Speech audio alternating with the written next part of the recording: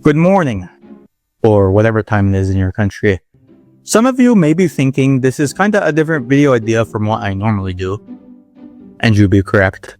Thought it'd be a pretty fun idea to make a video once every month, the monthly recap, on some of the most important events such as news, media, politics, geopolitics, sports, what have you. Also running out of video ideas. But I'm sure you get the premise of this video. I'm going to be uploading these types of videos once every month to consistently upload. Plus, I care about you guys. But enough wasting your guys' time. Let's get into the video.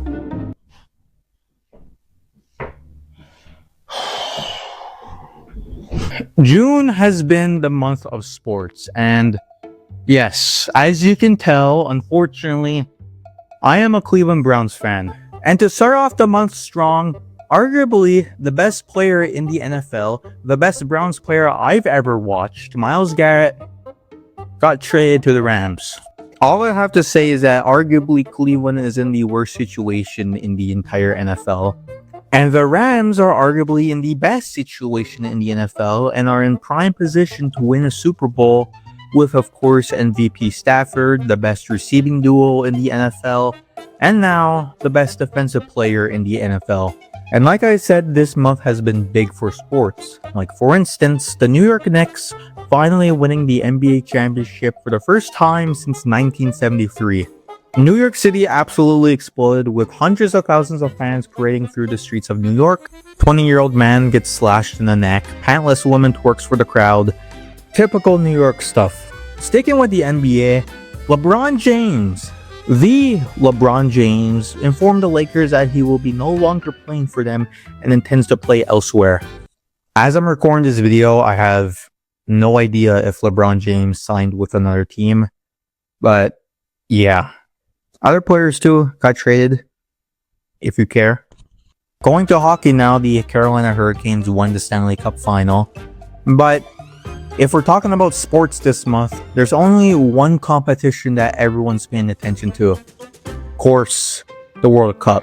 This is the biggest World Cup in history.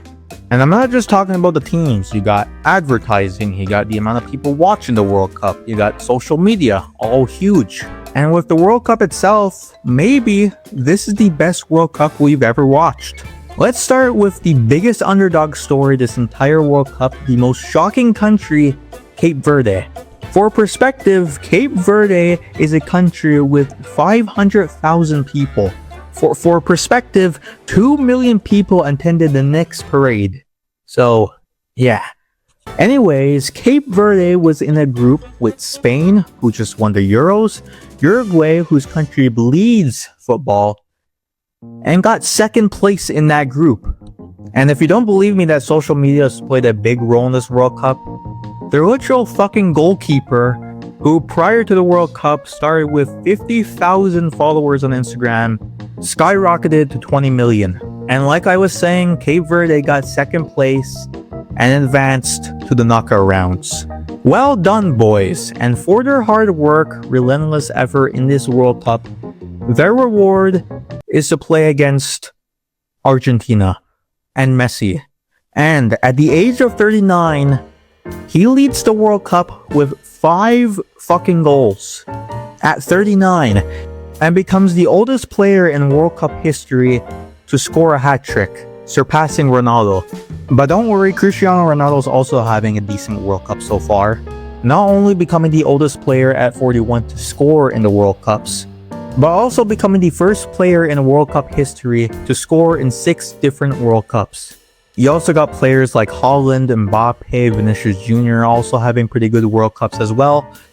But also, history was made. For the first time in world history, the United States became the only country to host a nation and bomb that same nation in the same day. But we'll talk about that later.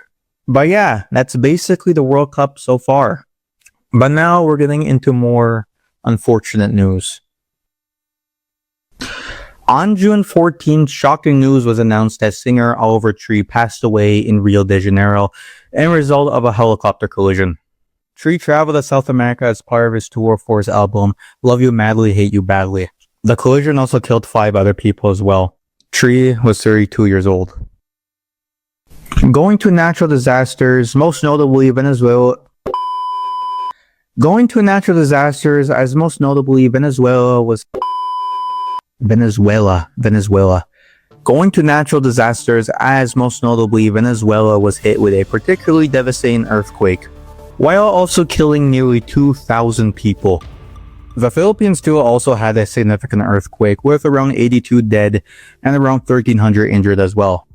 Going to geopolitics now, and the Middle East is still, before we get into the obvious, maybe we should start with some positive news, right? Positive might not be the right word. Elon Musk becomes the first trillionaire in history, depending on who you ask. Okay, that's enough beating around the bush. Let's finally get into Iran. Hope was on the horizon. Peace finally upon us.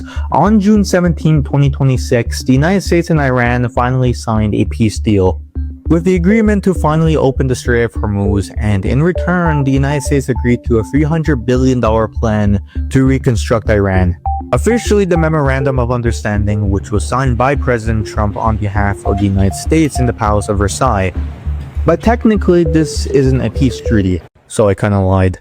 Basically, it's a 14-point framework to end hostilities in Iran, with the agreement of the US to finally lift its blockades and sanctions of Iran, while also the before-mentioned financial incentives and the Strait of Hormuz finally being opened.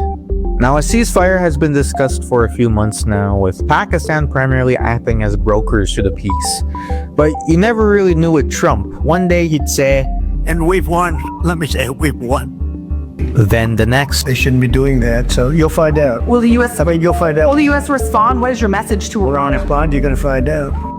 Now, a quick overview. On February 28, 2026, the United States and Israel launched a joint air campaign against Iran. Now, this may seem unprovoked, but tensions go back to years of ongoing disputes and conflicts between the United States plus Israel and Iran, primarily the conflict with Iran's nuclear program. Now, going back to the distant year of 2015, a massive deal was reached between the United States and Iran, plus with other major nations, known as the Iran Nuclear Deal, or simply the Iran Deal. The deal required Iran to scale back on its nuclear program, and in return, the United States plus with other countries would lift its sanctions of Iran. So on the surface, it seems great, right? Well, it's a bit more complicated than that. Not everyone was happy with the Iran deal, particularly Israel and Donald Trump, for the same reasons as the deal only focused on Iran's nuclear program, but didn't address Iran's regional aggression. Which is why when Trump first took office in his first term, he immediately withdrew the US from the Iran nuclear deal, which of course created conflict between the two nations.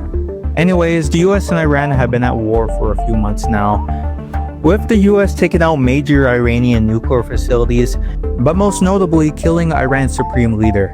But like I said, apparently a deal's being worked towards, which is massive for the region.